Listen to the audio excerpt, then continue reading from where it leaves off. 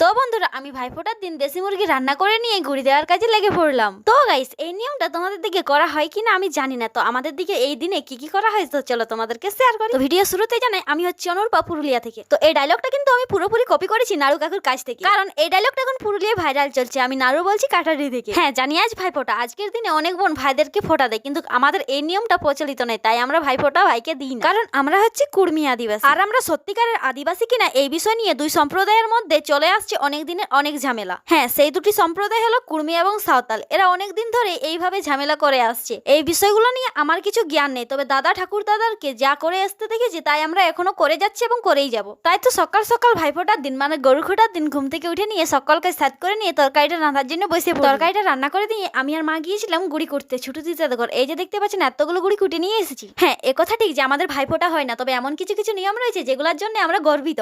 যেমন আজকের দিনে হয় গরু খুঁটা, কারাকোটা, চোখ দিয়া, গরু চুমা, আরো অনেক কিছু যেগুলো হয়তো আমার জানাও নেই। তো বন্ধুরা দুপুরবেলা আমি চোখ দিয়ে নিয়ে গিয়েছিলাম স্নান করতে। তো বন্ধুরা আমার চোখ দিয়াটা কেমন হয়েছে তা তোমরা কমেন্ট করে জানিও কিন্তু। আর হ্যাঁ কমেন্ট সেকশনে যারা যারা কুর্মী সম্প্রদায়ের মানুষ তারা লিখে যে জয়গ্রাম, জোহার, আরো ইত্যাদি ইত্যাদি। তো আজকের মতন এতটাই, দেখা হচ্ছে নেক্সট কোনো নিউ ব্লগে। আর এরকম মজার মজার ভিডিও দেখতে হলে চ্যানেলটি সাবস্ক্রাইব করে রাখুন। নাও অনুরূপা মাহাতো লাইফস্টাইল।